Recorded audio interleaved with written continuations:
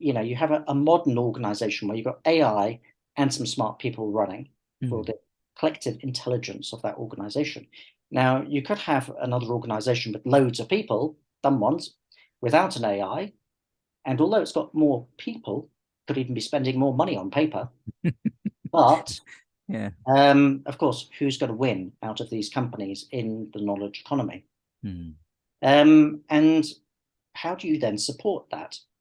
So this is a concept I kind of thought of entirely. So before you had human resources and you had the IT people separately. But if you're dealing collectively with intelligences, this is where you may need an intelligence management function.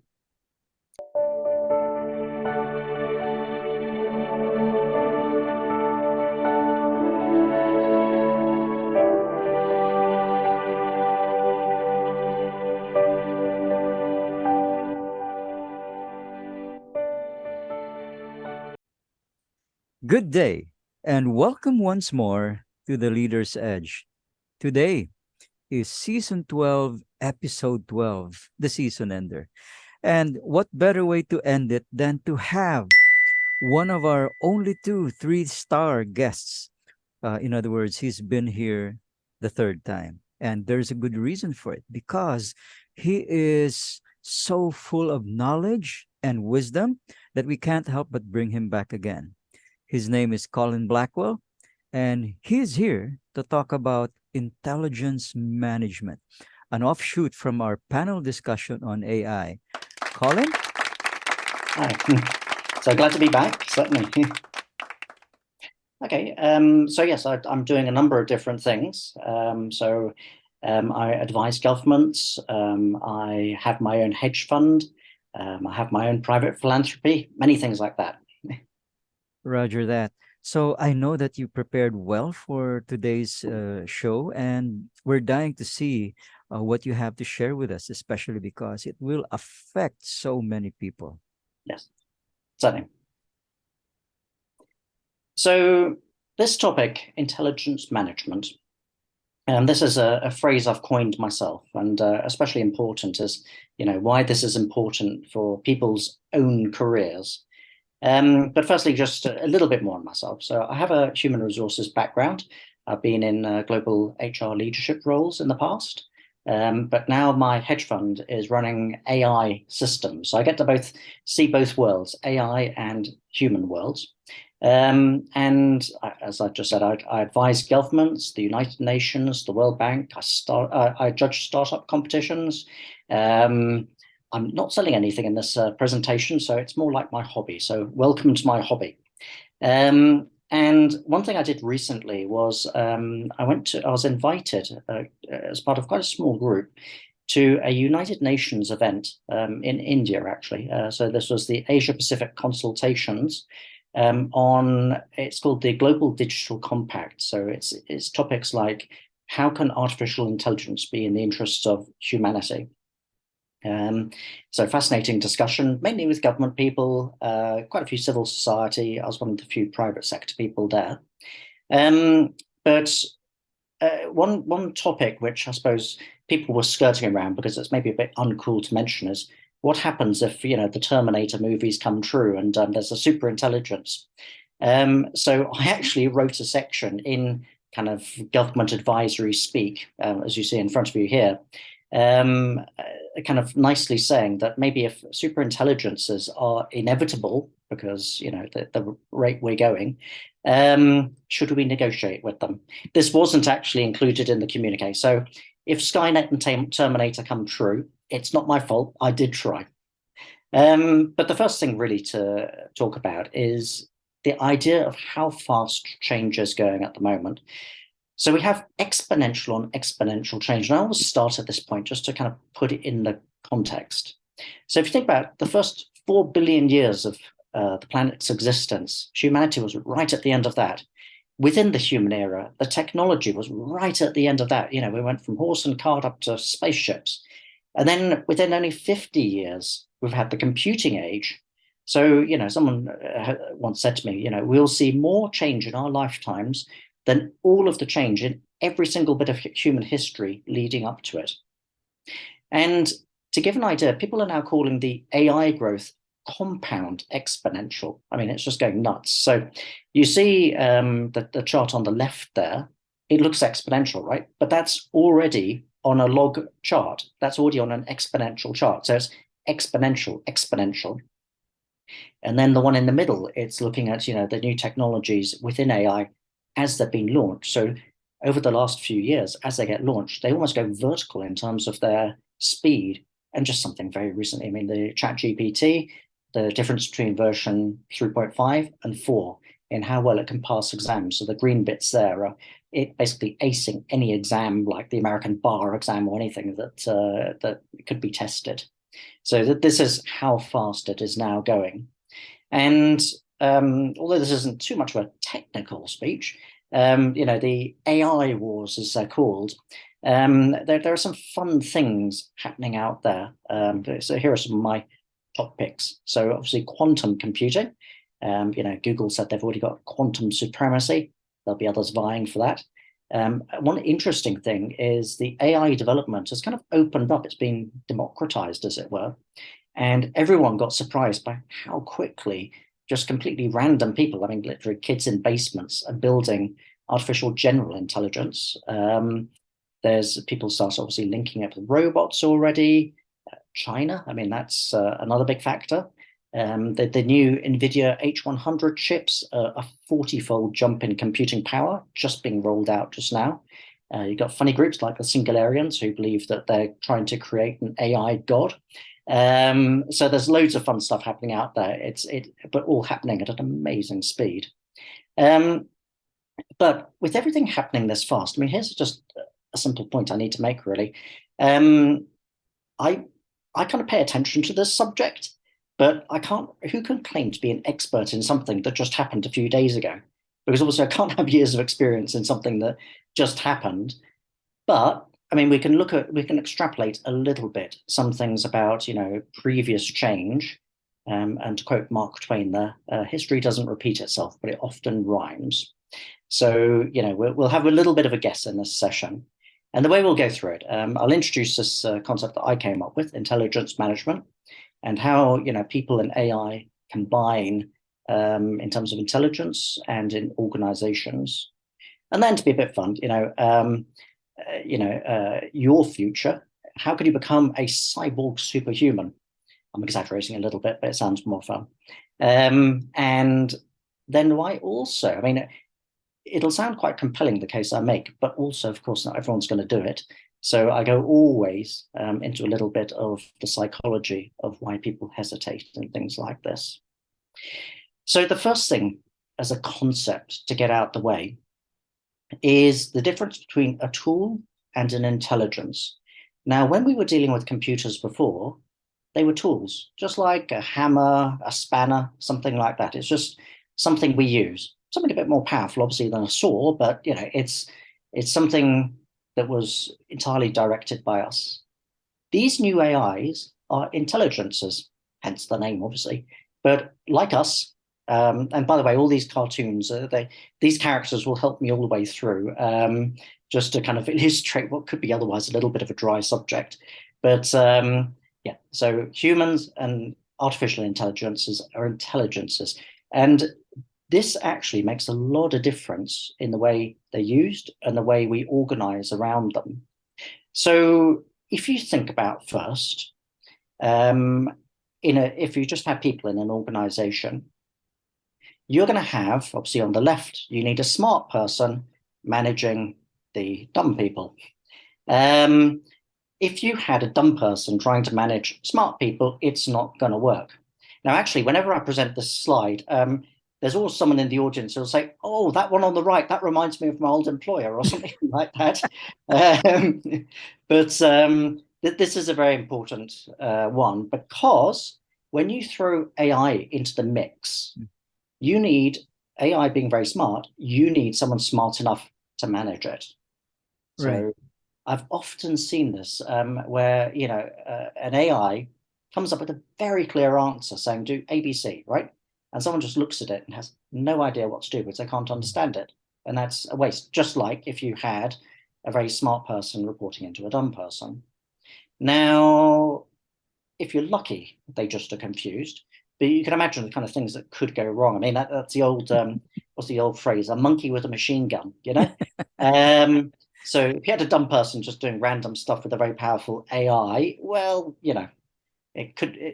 This is where you have to organizationally watch out for things, and society has to as well, by the way. So more cartoon characters coming up. So let's say you have the big boss, the king here.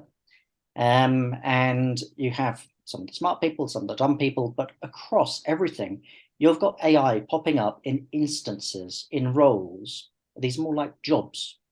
So the collective intelligence of an organization is the mix of the human intelligences and the artificial intelligences. So that's another concept. But So, then, yep, if I may interrupt briefly, Colin, yeah. how does this dovetail with what was described in the panel interview before about augmented intelligence? Because I can see that AI is working right alongside the dumb people. So, uh, Yeah, so we'll come on to that. So it can either be standalone or okay. it can be augmenting people.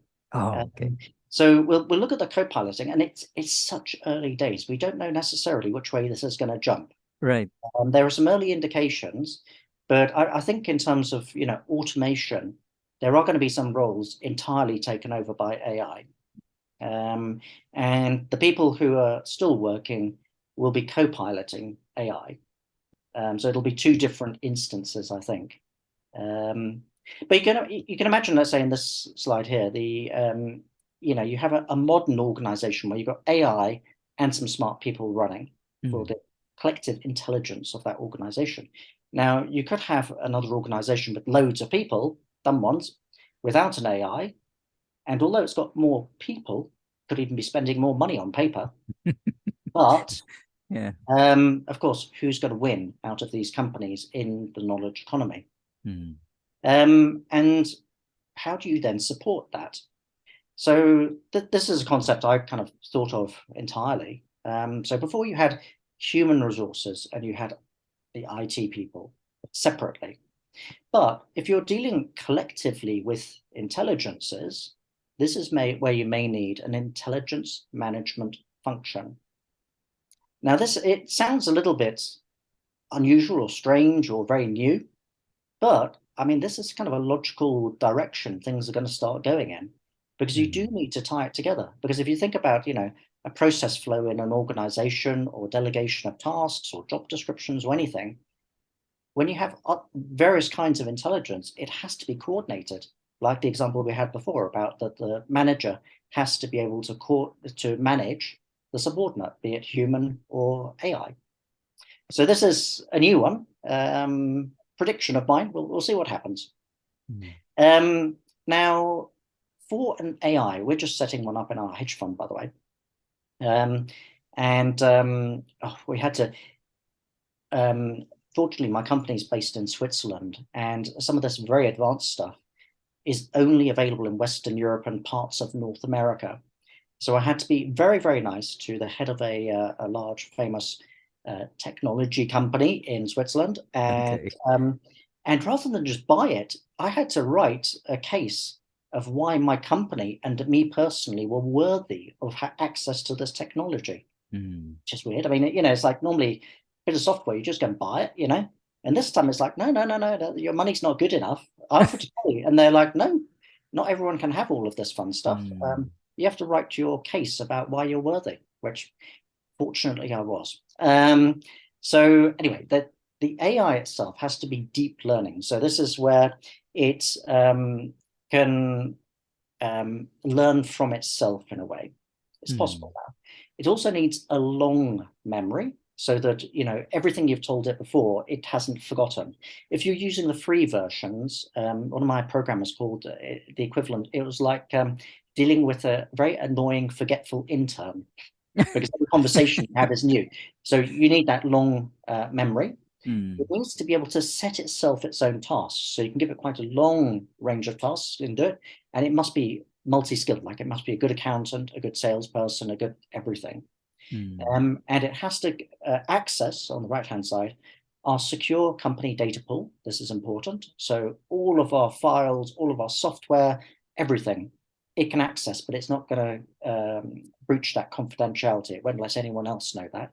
It's got a co-pilot the employees plus automate tasks to the outside, work in its own right, and it must be linked online.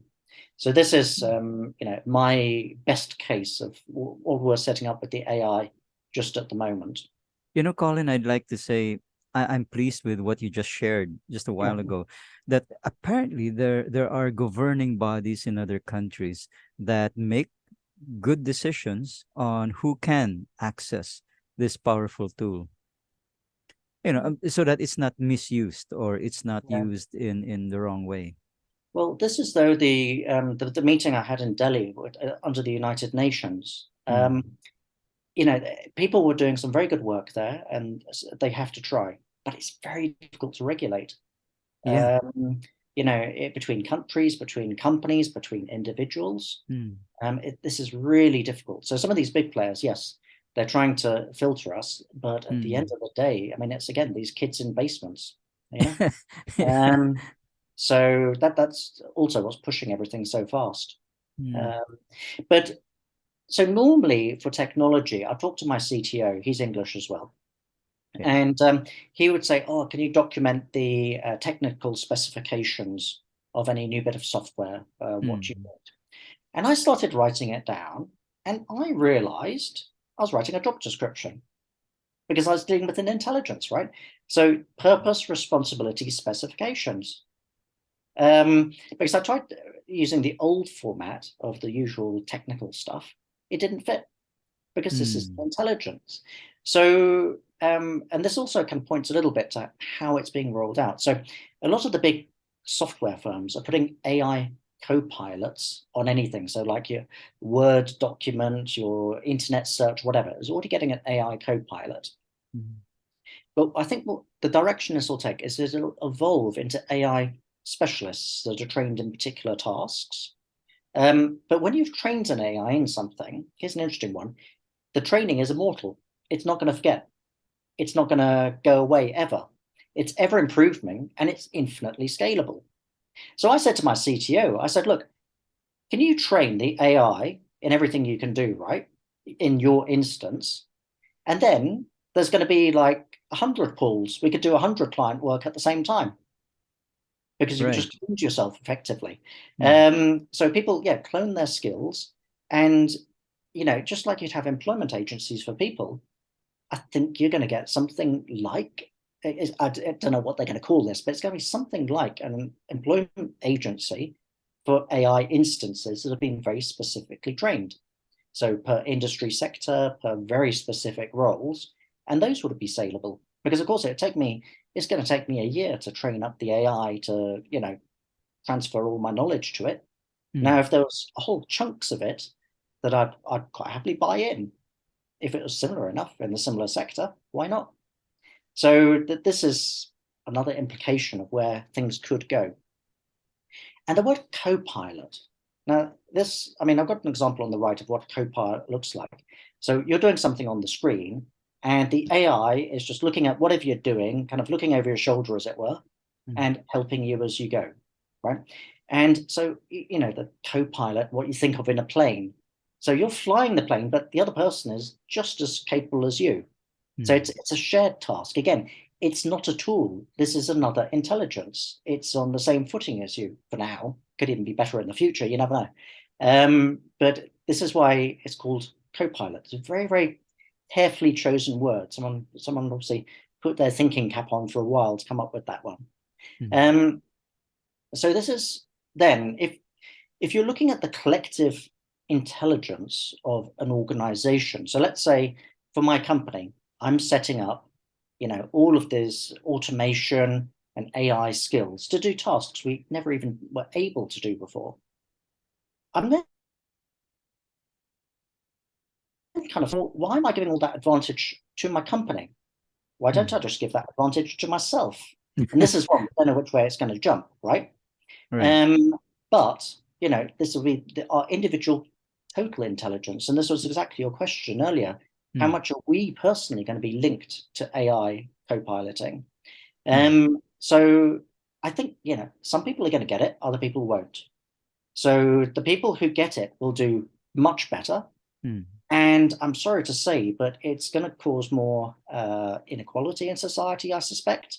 Mm. Because, even on the last generation of technology, I mean, you may have done this where, you've watched someone who can't do an internet search or never uses a spell check, right? Right. And now, the people who couldn't master that, they aren't going to be on the AI either. Fortunately, I don't think so. Um, Colin, if I may react, um, yeah.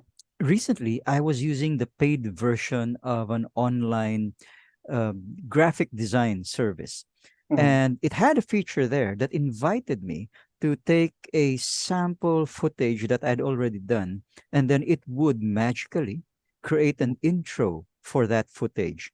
And Mhm. so I think that was an AI tool that the site So, had. So I yeah, put the video in there. I yeah, waited about 5 minutes. At the end of 5 minutes, it showed me samples of what I could decide to use. But you know what I found out? That it's not it hasn't learned well yet. It's yeah. still like a 12-year-old trying out new tools. So I suspect I may have to keep using that feature until it learns enough from me to do a Yeah. better job.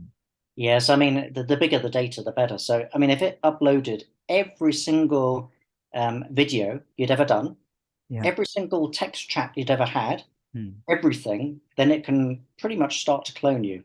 Yeah. But then you wouldn't need to be on the video at all. I mean, it would just replace you completely, in theory. True enough. Um, but yeah, so it's early stages, but at the, Yeah. sp the speed it's going at the moment, Mm. it may be a 12-year-old today, but it's going to be, 120 years old or 1,200 years old in a year's time, kind of thing. So yeah, early days, early days. The early days, yes.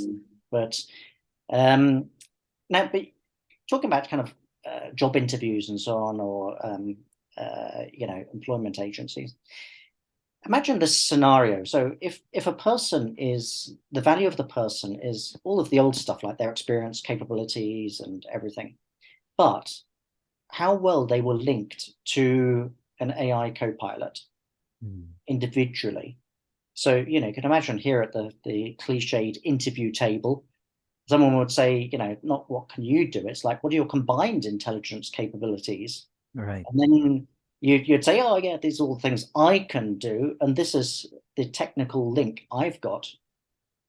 So, that you can imagine this will happen fairly quickly once Mm. people start linking themselves like this. But then, kind of joking around a bit here, but there are different levels of AI. So if you're co-piloting, if you're kind of linking yourself to something, I mean, your basic AI, I'm kind of saying it's like training a dog. Now, um, artificial general intelligence, so this is something of human level equivalence to us, Mm. right? Now I'm just kind of visualizing, they're still happy, but it's like putting your head in the lion's mouth, nothing's happened yet. But Mm. if there was an artificial superintelligence, what happens if it was 1,000 times, 1,000,000 times, 1,000,000,000 times smarter than you? Mm. What would the balance of power be then? Um, so just a consideration there. Mm. And of course, as soon as you start talking about linking yourselves with AI, I mean, you've got, things like the Neuralink, um, because we are already cyborgs in a way. Mm. So the human mind is not that good at retaining or processing large volumes of short-term information. So for thousands of years, people have used a pen and paper because literally, if you're trying to organize your thoughts on something a bit complex, your brain just can't hold it. You need to write it down and then Mm. look at the piece of paper and then sort it out from there. So that's an intelligence extender. So we've been using that for thousands of years. But of course, now a co-pilot is a completely different level of it. Yeah. Um, and, you know, are people actually going to start putting wires into their brains? Some people are going to go for it. I mean, there's billions of people on the planet, and they're going to Mm. be, people who will do that. Personally, I just think that think that looks a little bit painful. I wouldn't myself. And with new technology, I prefer to have an air gap between myself and the technology for now. Um, Understood. I'm not that brave, although there'd be other people who'd be completely going for, whatever they can. But, Mm. we'll see. Um, and also, how far does it go? I mean, this one here, I mean, is an article Oh. where, I suspect this was a little bit of a publicity stunt, but, Mm. if you have a decent instance running, why can't it do, a CEO's job, for example? Um, so then before we had the thing about people managing AIs, and of course, when you're managing an AI, it's exactly like managing a person. So you have to come up with the instruction, and you've got to be able to review it. And some people, by the way, I mean, they say, they won't use AI because the answer won't be perfect. Mm. And then I say, well, you wouldn't use staff either because they aren't perfect. You still have to give them instructions and manage them. So that's Mm. the normal relationship. But then, remember 5 years ago, I was having a discussion with someone about would AIs ever be managing people? And they already are all the time. Imagine your typical delivery driver. So here in Vietnam, we have them, you go online and order something. Young people here, they never walk into a shop these days. They buy everything online, right? But they've gone on to one AI system, bought something. That AI system then instructs on the delivery driver's mobile phone, says, okay, go to this warehouse, pick it up, go over there, give it to this person, collect this money, do whatever. And so the delivery driver is being instructed directly by an AI every single day. And actually, Mm. I talked to an HR director of one of these companies recently, and to have some human interaction, the delivery drivers are actually called in once a week by HR just to have some human time together because their line manager isn't human. Uh, so, Okay. I mean, this is surprisingly common already that people report to AIs. Mm. And at other times, it looks like the person's in charge, but they aren't. So here's the idea of a human veneer job. So if you have, Mm. on wood, you've got some cheap, but firm chipboard behind, but the expensive, nice wood on top is just a Mm. very thin layer stuck to it, right? So the human is that, the pretty veneer, but the actual thing holding structure together is the AI. And Mm. let me describe that in terms of one job. So if you go into a five-star hotel, you paid a lot of money for it. Yeah. Now you booked online, and so the computer system, the AI, you walk in there, it knows exactly who you are, how you've paid, which room you're going in, what your preferences are, Mm. when you're checking out, everything. It knows. And there you've got a person who's just literally just reading off the screen to you. It's a smiley face because you paid a lot of money. So you want a smiley face. It'd be a bit rude if the AI was just, doing that for you. Now, when I gave this example to the head of a hotel recently, he said, well, actually, the job could go either way. There are some people like that, and it's literally a minimum wage job. But there are others where it can become back to a human job. So using the human intelligence, let's say if there's a problem, something Mm. unexpected, where you've got to be dealing with empathy, context, persuasion directly with a person, Mm. that is the valuable job. So that's the difference. Two hotel receptionists, one having a human job, the other one having a human veneer job, as an example. Ah. And this goes on. I mentioned creativity and empathy and things like that. This is hardly new. So this is the old things from the United Nations describing the 21st century skills are sometimes called soft skills, although there's nothing soft about it because they're employability skills. So there wouldn't be Mm. anything soft about losing your job. Um, um, so there are a number of words for it, but once the AI and the computers are doing the basic stuff, this is what people need to be able to do. So this was literally just came out last week from one of the big tech firms where they're being a little bit smarter about it. So these are the skills they're describing. So things like flexibility, emotional intelligence, Mm. analytical judgment, intellectual curiosity are what the things that people now need of what the AI can't do. But then Mm. on the right is actually quite an interesting one. I'm not going to go through it exactly line by line, but what it's basically saying is for a lot of things, it basically half of the dull stuff that took your time up before is now done by the AI when you're co-piloting. So, your productivity effectively doubles. This is, early days, but a few months of work where they've been looking at thousands of people, what people expected from it, and what they're actually achieving when they're AI co-piloting these days. And we're talking about these human intelligence tasks and AI, and people will be thinking, well, how do you actually define these? And they are very easy to define. So AIs still need what's called machine learning. They still need training. So they're not perfect when they kind of wake up. A lot of these kind of more human type thinking, they have to learn through big data sets. And when you're teaching an AI, you've got a real sense then of what it can actually do and what it needs teaching by a human to do. And these, so let's say you have a self-driving car. Self-driving cars looking down the street, and AI works on its kind of probability of understanding what's in front of it. So if it's 99% sure it understands what's happening, it's cool. But let's say it drops down, it's only 90% sure, and it's a self-driving car, so it's a bit worried, right? So to make sure that doesn't become a problem in the future, it'll upload some of those images to a database, and then a person has to go in and label it, say, yep, watch out, that's a pedestrian, that's a car, that's the road, it's a tree, whatever. And that goes on to these big kind of gig marketplaces for human workers who specialize in this. A lot of people around the world are doing this kind of work, America, Philippines, India, wherever, And this example here, we will show you a scene about Mike and Jenny from a children's storybook. Please describe what is going on in the scene. Use 3 short, simple sentences. This is the way a large language model learns.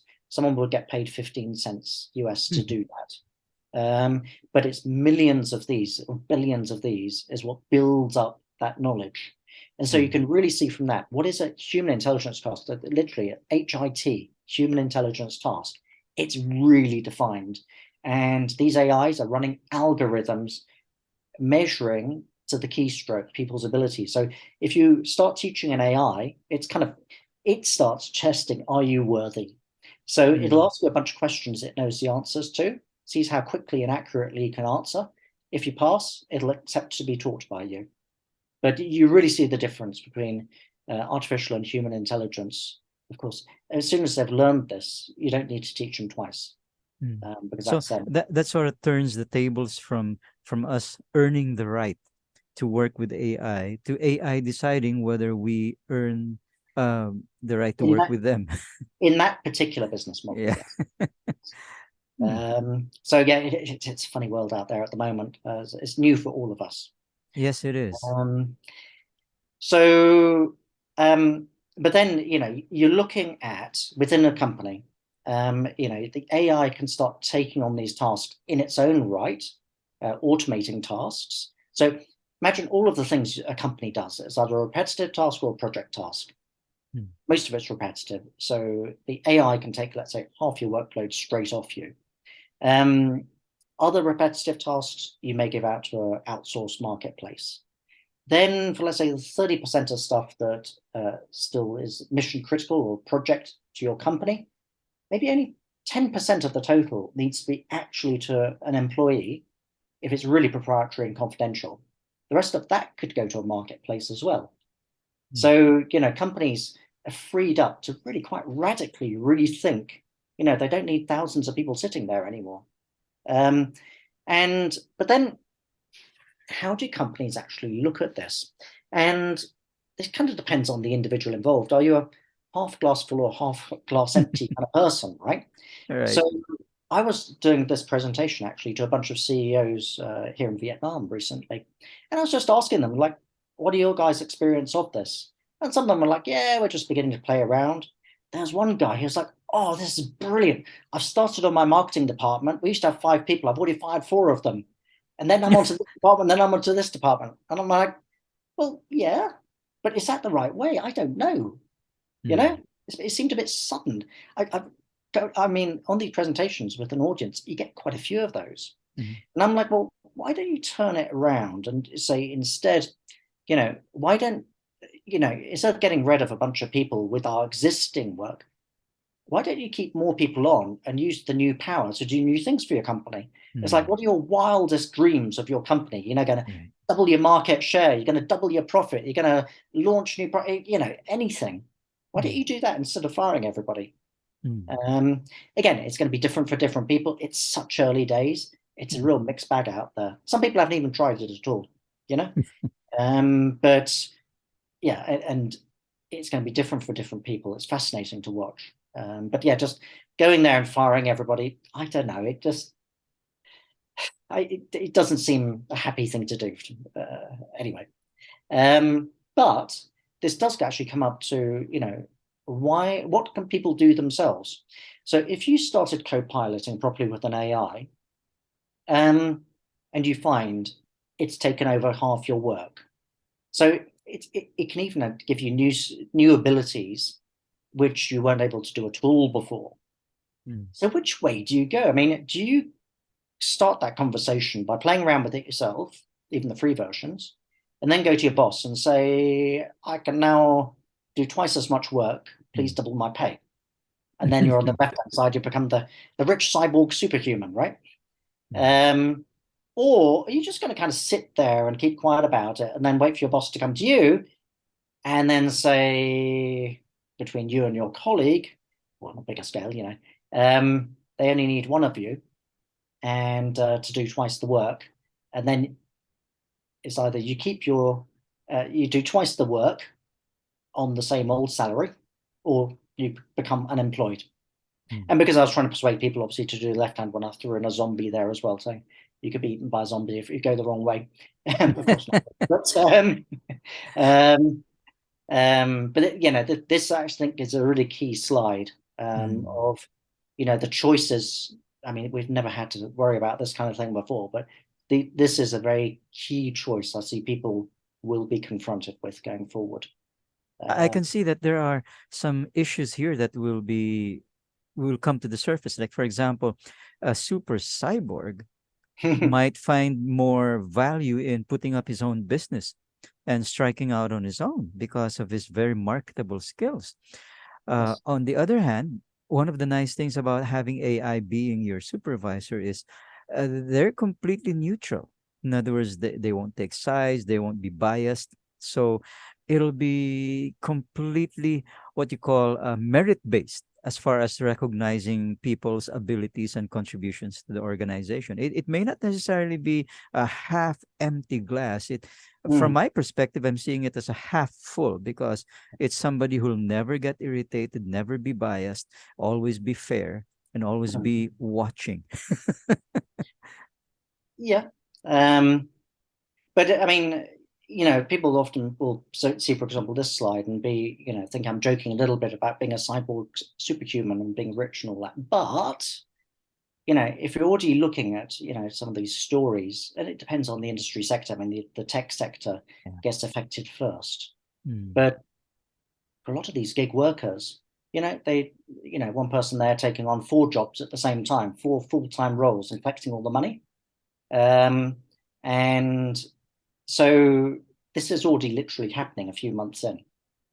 People are working out they can do this.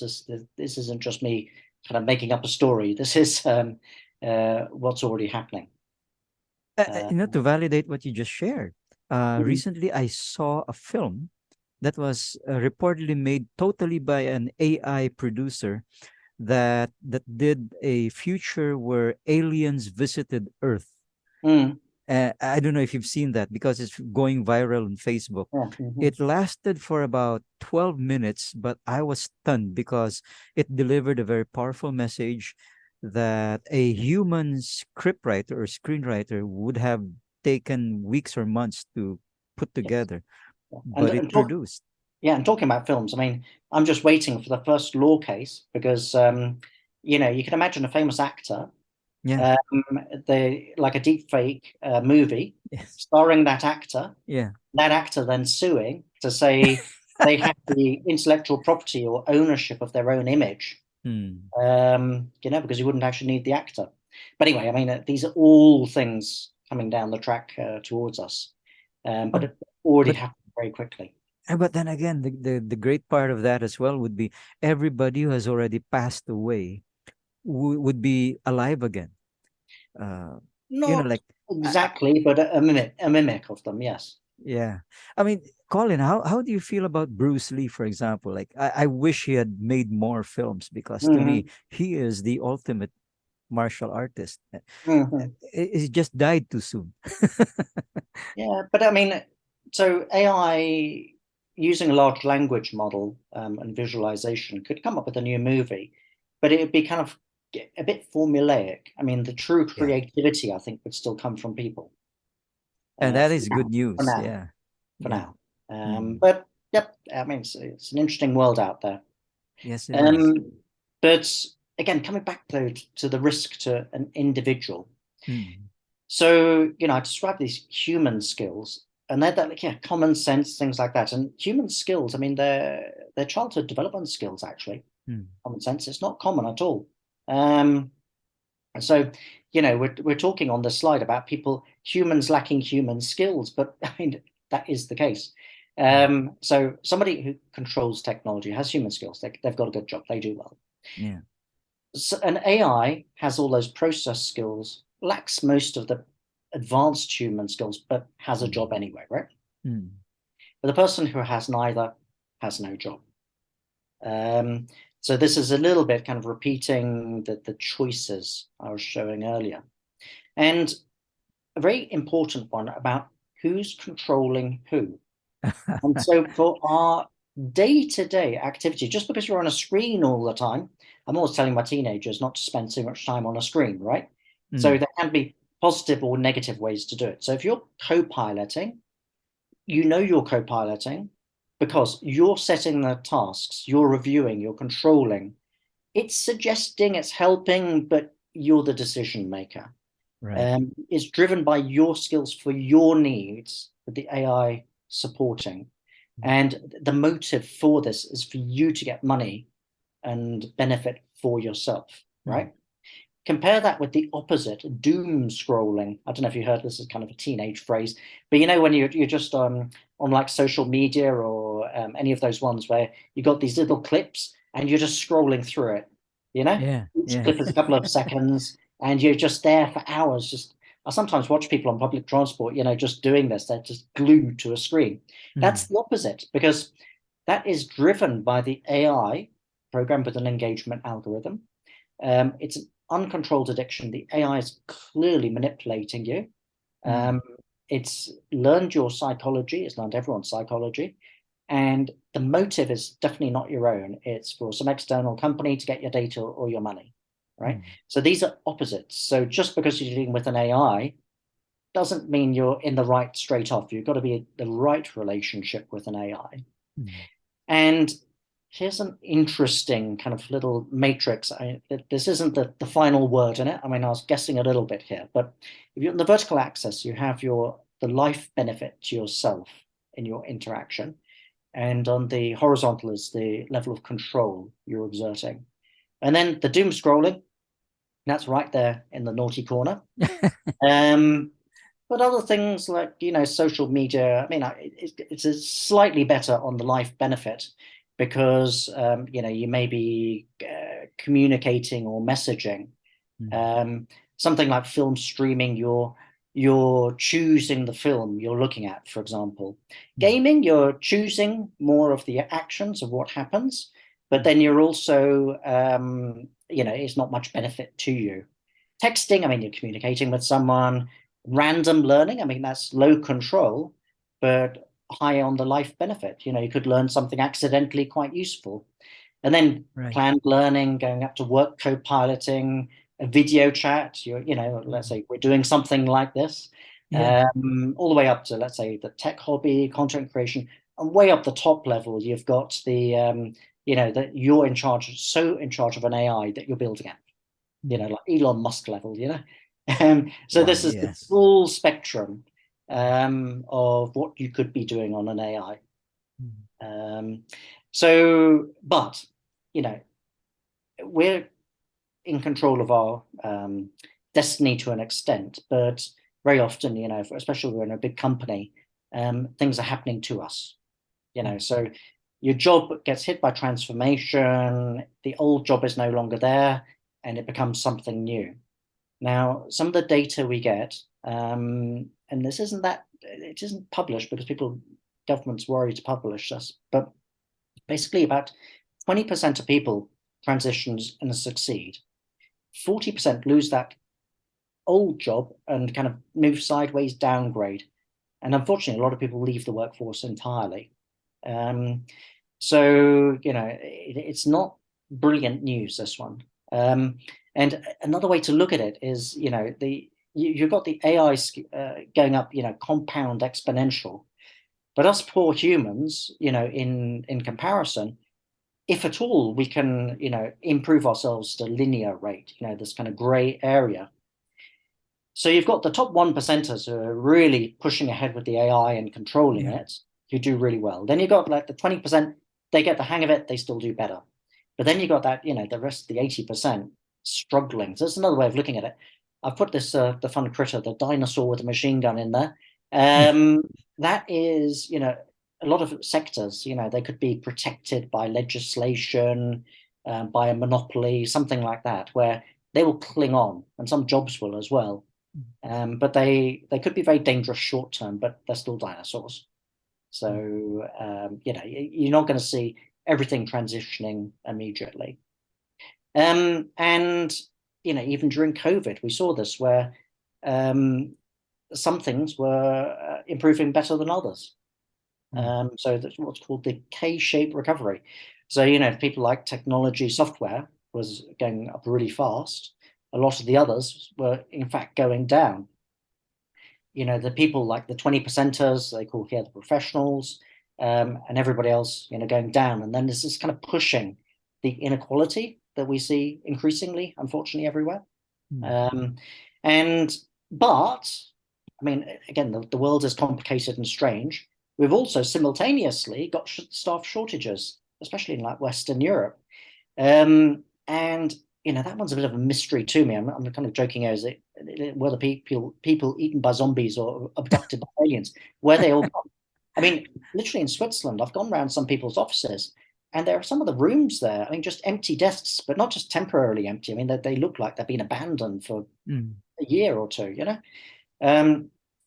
So on the positive side, I think there's some people working the gig economy from home, the new economy jobs. I think there's been even, some health things from COVID, a bunch of different things going on. So yes, although there's this pressure on the risk to people's jobs, in a way, it's almost good that there's this rather weird labor shortage at the same time, which is masking it. But I mean, that isn't a reason for complacency. So what can AI do better in terms of calculating, memorizing, process tasks? It's faster, cheaper, better. And this slide I show more to students. I can't say it more simply. Nobody's going to pay you to do the computer's job. Right. And that can't be a life plan. And you see some young people. I mean, it used to be old folks like us, who would be at the problem of transformation. I see people in their 20s dropping out the workforce who've got, sideswiped by this technology change, which is particularly sad to see. But then, you have, here's an example of the way I'd kind of say about our old skills. I mean, in my HR career, I had to do a bunch of stuff before that the computer happily does now. And we did doing, and I did it well. It was cool. I mean, it was a good piece, loads of good work. I mean, I had to be in the office till 10 o'clock running manual payrolls and stuff. I mean, of course, but, I don't need to do that now. And if I said that's the only work I could do, I wouldn't get very far. So this is an example. I don't know if you've ever seen this one before. It's a bit of an analogy. It's a bridge in Central America in Honduras. And the Japanese actually built it as international aid. Because there was this really difficult river between two cities. And the Japanese made this really beautiful bridge. And then a massive storm came along and shifted the river. So all of the roads leading to this bridge, they all got washed away because they weren't Japanese. The Japanese one was absolutely solid, but just in the wrong place, right? So this is like your old skills. it's wonderful. It's great. It did a good, well, this one didn't do a job at all, but uh, the world moved on, and Mm. you have to move on as well, just like, like this picture. And, okay, it's a little bit daunting, but, and I was saying about history repeating itself. So, this is, we're not the first generation to face this. We're the first generation to face it this fast. But this is Yes. like a picture from an English artist called Turner. Mm. And he he was sitting in a harbor one day, and he saw the it was one of the old famous British battleships. It was the flagship of the British Battle of Trafalgar, being towed in for scrapping. Oh. And it was a plucky little modern steamship, much smaller than it, nowhere near as beautiful, towing it in for its demise. Mm. But that could be a sunrise, it could be a sunset. And, it doesn't diminish that it still won the battle. It's still a beautiful ship, but Mm. its time had just passed, you know? Mm. So it's the same with our skills. But then, this isn't difficult. We're people. We're human. We're not perfect. And so this is jumping from technology now and AI to pure psychology. So HR people would be familiar with this, an upward spiral or a downward spiral. Mm. So an upward spiral, something unexpected comes along, and if you're feeling, happy, you're like, okay, that's interesting. Let's find out a bit more. Let's give it a try. Hey, that's good. And then Yeah. it's going all the way. Mm. Now, it's also human to be scared, and you could be like, well, not too sure. Hey, wait, that's not good at all. I'm going to fight it back, and then you've lost, So it can go either way. Mm. And this is why people don't automatically do the right thing, because Mm. we're human after all, I'm not blaming anyone here.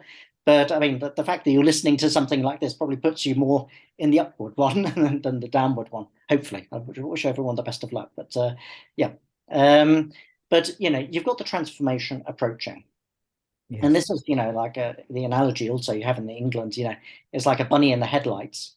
So the change is approaching ever faster, right? Mm. Now, the worst thing you can do is just freeze. You Mm. stand still, you're going to get run over. You've got to transform and modernize. You've got to jump out the way, you've got to do something. That's a matter of survival now. That's a new Mm. survival skill. But I don't know about in the Philippines, but here in Vietnam, crossing a road looks like this. Um, so certainly for a Vietnamese audience would say, well, actually, we're quite good at not getting run over. Um, and actually Vietnamese business looks a bit like this as well. Mm. So, we've got it. We can do it. So just really finishing with the thought, change can be beautiful when we are brave enough to evolve with it, and change can be brutal when we fearfully resist. So that's my Absolutely. opinion. Absolutely. Yeah, Wow. Thank you so much, Colin, for sharing that and for issuing a challenge. I yeah, mean, that's what it essentially is. Is it change or go the same way that the dinosaurs went? yes. So, um, right now, humans still have the edge in terms of emphatic skills because, as you said, machines don't have emotions, although algorithms are constantly being written to help mimic that Mm. emphatic skill. And so maybe eventually you'll have online psychologists, you'll have Well, we online. have them. Oh, oh my gosh. Okay. Too late. Mhm. or or who knows? We may even have online priests listening to Mm. confessions, Mhm. able to keep secrets, unless they get hacked, of course. Mhm. As you said, we are right now at the cusp Yes. of a new era. Mhm. So right from where the Renaissance left and then the industrial age came in, Mhm. we're there. But Yes. your observation about how things are moving way faster Yes. than it did for those people, Yes. it's happening to us. Yes. But I So mean, it's happening. I mean, the Renaissance or whatever would have taken generations. yeah. But, we're going to have the equivalent of 10 Renaissances within our own lifetime. Oh my gosh. So it's like our young people who are more resilient and able to handle the buffeting that is no doubt to come will be the ones most likely to evolve Well, faster. not necessarily. Now, I could be saying this because we're old people, in our own defense, but we've got more experience of change than they have. Mm, true So enough. if they, if their job is suddenly replaced, they walk in the office one morning and someone says, "Oh, the AI's taken that job, do something else." Yeah. They don't have experience in what to do, whereas we Mm. may have. So in a way, our experience could play in our favor on this one. And that is a very positive way to conclude our show today, because age is not necessarily a factor, but Mm, the desire to know more, the mm. curiosity, the Yes. willingness to invest time to Mm, try. mm, So for our viewers, please do heed what Colin is saying. Try, experiment, be curious. mhm, um, because AI is very curious, in its desire to do deep learning. We need to be just as desirous of deep learning ourselves. mhm. So, Colin, any last words that you'd like to share with our viewers? Maybe any upcoming events that you have that you might want people to know about?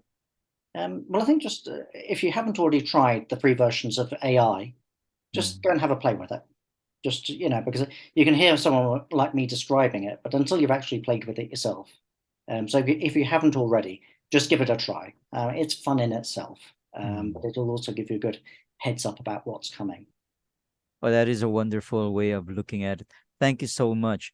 And I'd like to encourage our viewers to please, if you learned something from this, and I certainly did, do click on like, share, and subscribe. And if you want to reach out to Colin, he's easy enough to find. He's on LinkedIn Yes. and he can be reached through Messenger. And for our next episode, just to let everybody know, it's going to be a brand new season, season 13, episode 1, with J. Paul Hernandez in a show called How Underdogs Can Become Overcomers.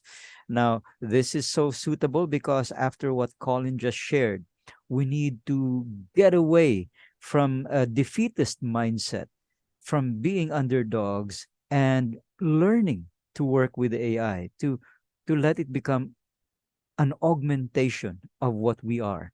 So, with that, I'd like to wish everybody a good day, and always remember that learning, just like AI, is a never ending process.